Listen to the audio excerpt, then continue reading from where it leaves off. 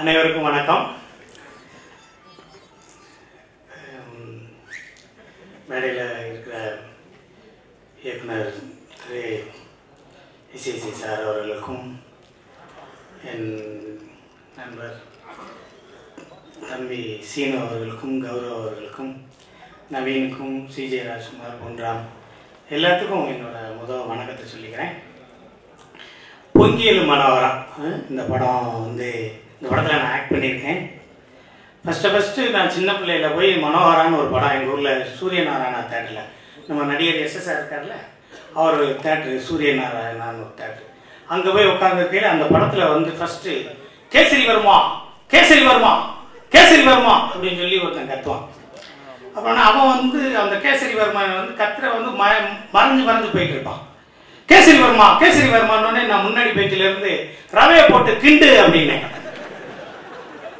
என்னடா அப்படின்னாங்க, கேசரி வருமா ரவையை போட்டு கிண்டா தானே கேசரி வரும். இல்லை யாரா இது சிவாஜி சார் படத்தில் கிண்டல் பண்ணிக்கிறேன், அவன் ஆட்சி வெளியே வைக்கிறான்னு சொல்லி என்னை ஆட்சி வெளியே ஊற்றி விட்டாங்க. அப்புறம் அடுத்த ஷோக்கு போய் எங்கள் பாட்டி ஒரு பாட்டி இருந்துச்சு, அந்த பாட்டி என்னாச்சுன்னு வருவான் வடிவேலு கூட்டு போடா எனக்கு அப்படின்னு சொல்லிச்சு. வா கூட்டு போறேன் அப்படின்னு சொல்லி கூட்டு போய் மனோகரா படத்தில் உட்கார வச்சிட்டேன். என்னடா முருகனவே காணா, ஐயோ முருகனவே காணாமடா இருந்துச்சு. நீ உட்காருன்னா படம் நல்லா இருக்குடா அப்படின்னு சொல்லி அந்த பாட்டியை பார்த்து அப்போதான் இந்த பொங்கியலு மனோகரா அப்படிங்கிற அந்த வசனம்லாம் பார்த்துட்டேன். இப்படி நம்ம படத்தில் போய் நம்மளும் போய் டைரக்ட் பண்ணலாமா அப்படின்னு நான் நினச்சேன். டைரக்ஷன்லாம் எப்படி பண்ணுறதுன்னு தெரியல. அப்புறமேல ஒரு தடவை பாலமேந்திரா சார் போய் பார்த்து எல்லா ஸ்டூடியோவுக்கும் போய் பொய்யா சொல்லி அவரை தெரியும் சொல்லி அடிச்சு பற்றி விடுவாங்க. ஓரமாகவே நின்றுட்டு அப்புறமேல் தான் நம்ம டைரக்ஷன் மணிவண்ணன் சார்ட்ட ஒரு தடவை சொல்லையில் கிரிக்கெட் விளாட்லாமாடா வாடான்னு கூப்பிட்டாரு. கிரிக்கெட் எனக்கு தெரியாது சார்னு. டைரக்ஷன் உங்கள் குல தொழிலா, போடா பந்து அடிச்சு விட்டா 8 வாடா போடா அப்படின்னாரு. அது மாதிரி அப்புறமேல இப்படி இருந்து கொஞ்சம் கொஞ்சமாக இருந்தேன். அப்புறம் சுந்தர்சி சார்ட்ட ஒரு 12, 16, 17 படம் ஒர்க் பண்ணேன். அசிஸ்டன்ட் டைரக்டராக இருந்தேன். அப்புறம் கதை வசனம் எழுதினேன். அப்புறம் 4-5 படத்துக்கு கதை வசனம் எழுதினேன். அதுக்கப்புறம் இந்த பேரளம் படத்துக்கு எழுதினேன். அப்புறமேல் பாலாசார் கூட சேதுலேருந்து பிதாமகன் 4 கடல் வரைக்கும் அசோசியேட் டைரக்டராக இருந்தேன். அதுக்கப்புறம் அவர் என்னை நடிக்க வச்சார். இப்போ எல்லாம் இப்படி ரமேஷ் என்னை கூப்பிட்டு இங்கே வாங்கினேன் அப்புறம் விட்டா நீங்கள் பண்ணணுன்னே அப்படின்னாரு. ஃபஸ்ட்டு நான் ஒரு 4 மணி நேரம் பேசணுன்னேன்னாரு. 4 மணி நேரம்லாம் கேட்க மாட்டேன், என் போஷனை மட்டும் சொல்லுங்கள், நீங்கள் 4 மணி நேரம் பேச முடியலைன்னா வேணாம்னே நீங்கள் அப்படின்னாரு. அப்புறமேல ஒரு 2 மணி நேரம் பேசுவோமா அப்படின்னு. அப்புறம் 2 மணி நேரம் பேசினா 2 நாள் என் கூட பேசினார். 2 நாள் பேசினார். 2 நாள் பேசினா ஃபஸ்ட்டு டே டியூட்டி முடிஞ்சோடனே எனக்கு ஒரு மாதிரி உடம்பு சரியில்லை, சாயந்தரம் அப்படின்னு சொல்லி ஏதாவது மெசேஜை காமிச்சு கிளம்பி இல்லாமல் நான் சாயந்தரம் பிளான் பண்ணிக்கிட்டு இருக்கையிலே சாயந்தரம் ஷூட்டிங் முடிஞ்சோடனே வந்துட்டார். ஏதாவது பிரச்சனை அந்த சீன் எடுத்தாச்சு, இந்த சீன் எடுத்தாச்சு, இதுனே அப்படின்னு என்கிட்ட சொன்னார். உண்மையிலே ரமேஷ் சந்தித்ததில் நான் கடவுளுக்கு தான் ரொம்ப நன்றி சொல்லணும். ரமேஷ் எல்லாம் ராதாரண்யம் சொன்னார், ஃபஸ்ட்டு டேவே ஓப்பனிங் சீன் எண்டு சீன் சொல்லுவார் அப்படின்னு. இப்போ ரீசெண்டாக ஒரு 30 டேஸ்க்கு முன்னாடி திடீர்னு ரமேஷ்க்கு நெஞ்சில் என்னமோ பண்ணுது. ஒன்றும் இல்லை, அவருக்கு இட்ஸ் நார்மல். அவர் நல்லா இருக்கார், சாமி இருக்கார்ல, கடவுள் இருக்கார், நம்ம கடவுள் கூட இருக்கார். திடீர்னு நெஞ்சு வலி வந்துருச்சு. ஒய்ஃப் எல்லாம் பயப்படுறாங்க, ஹாஸ்பிட்டல் போகலாம். ஆட்டோ பிடிச்சி கேமராமேன் வீட்டுக்கு வண்டியை விடுங்கிறார். கேமராமேன்ட்ட போய், சார் அந்த கிளைமேக்ஸ் அந்த ஷாட்டில் அதை போடாதுங்க சார், இந்த 2வது ஷாட் இருந்துச்சு சார், அதை நீங்கள் பாருங்கள் சார், அப்புறம் எடிட்டர் வீட்டுக்கு போகலாமா அப்படிங்கிறாரு. இவர் ஆஸ்பத்திரி போகணும்னு அவங்க ஒய்ஃபு சொல்லுது. இல்லை அதை முடிச்சுடுவோமா, நம்ம வேலையை முடிச்சுடுவோமா, சக்தி என்கிட்ட காசு இல்லை, அந்த 16,000 ரூபா நீ ப்ரொடக்ஷன் காசு கொடுத்துருங்க, 3,500 நான் கொண்டு வந்து கொடுத்துறேன், இந்தாங்க இந்த ATM என்னமோ அவரே பேசிக்கிட்டு அவர் ஒய்ஃப் என்கிட்ட சொல்லுது. இது இப்போ அப்புறமேலு ஆடியோ ஃபங்க்ஷனுக்கு எல்லா தேட்டர் எல்லா ஸ்ட்ரீட்லேயும் போஸ்டர்லாம் ஒட்டிட்டாங்க. இவர் குழந்தைய வச்சுட்டு பைக்கில் போய் அப்படியே சுற்றி பார்த்துட்டு, அண்ணே எல்லாத்துலேயும் ஒட்டிட்டாங்கண்ணே பாருங்கண்ணே அப்படிங்கிறாரு. சினிமாங்கிறது பெருசுங்கிறாங்க சிறுசுங்கிறாங்க, அதை பற்றி எனக்கு எதுவுமே தெரியாது. இந்த சினிமா உண்மையானவங்களை கண்டிப்பாக விடவே விடாது. சினிமாங்கிறது அந்த பயணம் ஒரு எனக்கு தெரிஞ்சு ஒரு ட்ரெயின். சினிமாங்கிறது ஒரு ட்ரெயின்.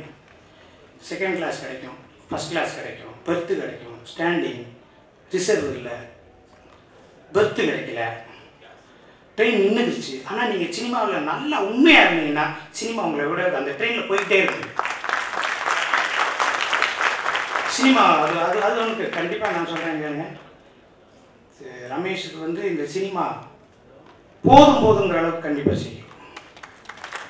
ஆடிட்டு போய் உட்காந்து 2 நாள் அந்த காசை காமிக்காதீங்க சார்னு சண்டை ஓடுற அளவுக்கு இந்த சினிமா காசு கொடுக்கும். 2 நாள் இன்கம் டாக்ஸ் வந்துடும் காருக்குள்ளே காசை வச்சுட்டு இவரை ஓட வைக்கும்.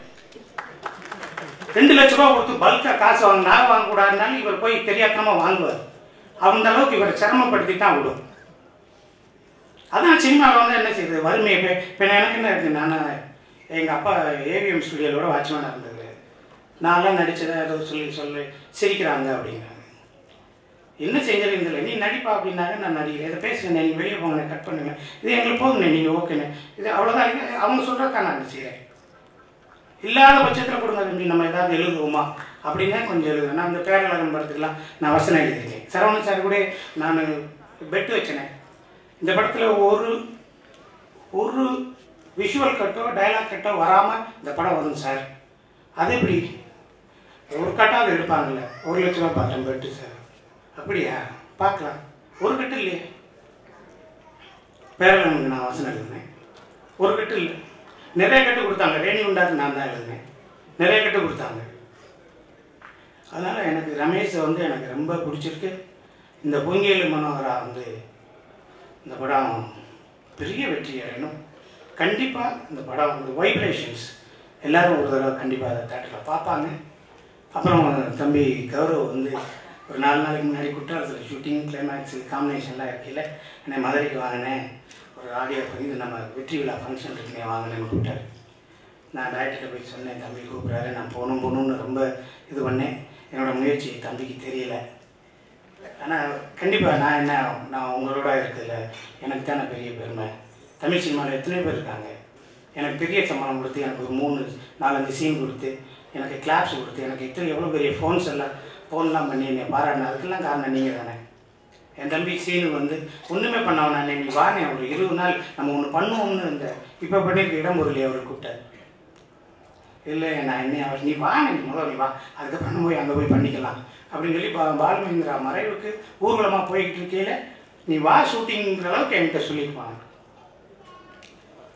அப்புறமேலே திரு பாலாஜி எல்லாம் வச்சுருக்கேன் அப்படி இப்படி என் கூட நல்லா பேசுவார். அவர் நம்ம பெரிய உலகம் பக்கத்தில் அவர் தான் திண்டுக்கல். பொன்ராம் வந்து எனக்கு என்னன்னு தெரியல, நான் ஊரில் இருக்கையில் வருத்தப்படாத வாலிபர் சங்கம் படம் பூஜை அப்படின்னாங்க. அப்போனோடனே காலையில் நான் போய் நான் ஏர்லி மார்னிங் போய் நம்ம ஊரில் மாரியம்மன் கோயில் ஒன்று அந்த கோயிலுக்கு நீ வா அப்படின்னு சொல்லி கூப்பிட்டு போய் ஃபஸ்ட்டு டே நான் ஊருக்கு போனேன்னா ரொம்ப நேரம் ஒரு 8-9 மணி நேரம் தூங்குவேன். அன்றைக்கும் பார்த்து ஏர்லியராக ஒரு 5 மணிக்கெல்லாம் எழுந்திரிச்சு போய் சாமி முட்டுக்க நீ இந்த படம் பாரு எப்படி வரும்னு. அதே மாதிரிங்க இப்போ நான் போகிறேன், திருப்பி பொன்ராம நான் பார்க்குறேன். என்ன அப்படின்னே, பக்கத்தில் தோப்பு வாங்கிட்டேனே, அதே சாமிக்கு இளநீ அபிஷேகம் பண்ண வந்திருக்கேன் என்ன அப்படின்னா.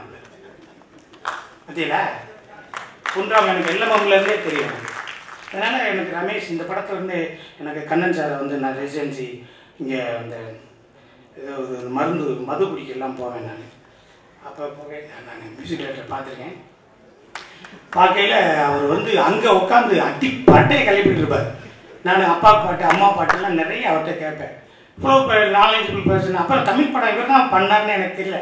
அதுக்கப்புறம் தான் சார் அந்த சாங் நீங்கள் தான் பண்ணீங்களா அப்படின்னு சொல்லி அப்போ இருந்து எனக்கு இருக்குது. ஃபஸ்ட்டு ரங்கசாமி கண்ணன் கமிட் பண்ணியிருக்காங்கன்னு தெரிஞ்சவொடனே ஹாப்பி.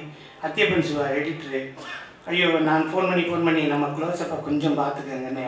என்ன படம் பூரா நீங்கள் தானே இருக்கீங்க, பேசாமல் இருங்க அப்படின்றாரு. சிஜே ராஜ்குமார், இது ஓகேவா, டபுள் சின்ன விழுகுது, அது நல்லா தானே இருக்குது, வயிறு தெரியுது, அது நல்லா தானே இருக்குது, 1 போய்க்கலாமா, அதெல்லாம் நல்லா தானே இருக்குது, உங்கள் வேலையை பாருங்கண்ணே, இன்னும் உங்களை அழகாக காட்டுறேன் பாருங்கண்ணே அப்படின்னாரு. அது மாதிரி ரமேஷ் இந்த டீம் இந்த ஹீரோயினிஸு இவங்க 2 பேரும் ரொம்ப நல்லா நடிச்சிருக்காங்க. அர்ச்சனாவும் அருந்ததி நாயரும் ரொம்ப நல்லா நடிச்சிருக்காங்க.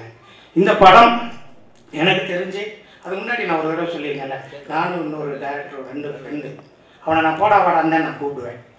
அப்போ அவன் படம் என் படம் அஜித் படம் நான் எடுத்தேன், அது ஓடலை. அவன் இன்னொரு படம் எடுத்தேன், அவன் ஓடிடுச்சு. அதை டைரக்டர் யாரும் சொல்ல மாட்டேன். அப்போ அந்த ஃபங்க்ஷனில் போயிட்டு அன்னைக்கு ஈவினிங் ஏதோ பார்ட்டி இருந்துச்சு. என்னடா கிளம்பண்டான்னு வாடான்னு பேசிக்கிட்டு இருக்கல, அவரோட அசிஸ்டண்ட் அசோசியேட் என்னை தனியாக கூப்பிட்டாரு. இங்கே வாங்க சாரை வந்து எல்லாருமே டாட்டான்னு போட்டு பேசுகிறீங்க, நீங்கள் 1000 ஃப்ரெண்ட்ஸாக இருக்கலாம், புரியுதுங்களா அப்படின்னு என்கிட்ட சொன்னார். ஏன்னா ஏன்ப்பா அவர் என் ஃப்ரெண்டுப்பா அப்படிங்கிறேன். அது இருக்கட்டும் சார், சார் விட்டு கொடுத்துட்டாரு சார் அப்படின்னாரு. சார் விட்டு கொடுத்துட்டாரு சார் அப்படின்னு. அதே மாதிரி எனக்கு நாளைக்கு ஒரு ஃபோன் வரணும், இல்லாட்டி இந்த படம் ரிலீஸ் ஆகி ரமேஷோட அசோசியேட் பிஆரை எனக்கு ஃபோன் பண்ணி இனிமேல் நான் அண்ணனை வந்து போடா வாடான்னு சொல்லக்கூடாது, ஏன்னா அவர் விட்டு கொடுத்துட்டாரு அப்படின்னு இவர் அசோசியேட் எனக்கு ஃபோன் பண்ணணும். என் நட்பை விட அவரோட வெற்றி தான் எனக்கு தேவை. அவர் வெற்றி தான் தேவை. ஒரு போஸ்ட் ஒட்டியிருக்காரு, பையனும் பொண்ணோட சேர்ந்து அந்த போஸ்ட்டை பார்க்குறாரு. அந்த பொண்ணு இறங்கி ஓடி போய் போஸ்ட்டில் இருக்குது என்னையும் இருப்பானையும் முத்தம் கொடுக்குது. அந்த பூக்காரம்மா எதுக்கு இவங்களுக்கு போய் முத்தம் கொடுக்குதே அப்படின்னு. அந்த குழந்தை எங்கள் மாமா அவங்க அப்படிங்கிறது. இதுக்கு என்ன கைமாறு செய்யப்பாரு. படம் இந்த பொங்கியல் மனோரா வந்தார். பொங்கியல் மனோரா மிகப்பெரிய வெற்றி அடையணும். அதனால் நீங்கள் சொல்கிற முன்னாடியே கிளம்பிடும். அது வந்து இந்த அளவுக்கு ரமேஷை இந்த அளவுக்கு சினிமாவில் கொண்டு வந்து ஒரு படம் எடுக்கிற அளவுக்கு கொண்டு வந்து ஒரு வறுமையான வீட்டிலேருந்து இந்த பிள்ளையை கொண்டு வந்து இவ்வளோ தூரம் பெருசாக கொண்டு வந்து எஸ்ஐஸாக இருக்குது. நான் காலைல விழுந்து கும்பிட்டுக்கிறேன். உங்களோட ஆசீர்வாதம் அவருக்கு இருக்கணும். இயக்குனர் எல்லாம் அவருக்கு ஃப்ரெண்ட்ஸாக இருக்காங்க. இந்த சினிமா உங்களை கைவிடாது, நீங்கள் பெருசாக வரணும்னு சொல்லி கௌரவ கோச்சிக்க விடாதுன்னு சொல்லி எல்லாருக்கும் நன்றி சொல்லுவேன்.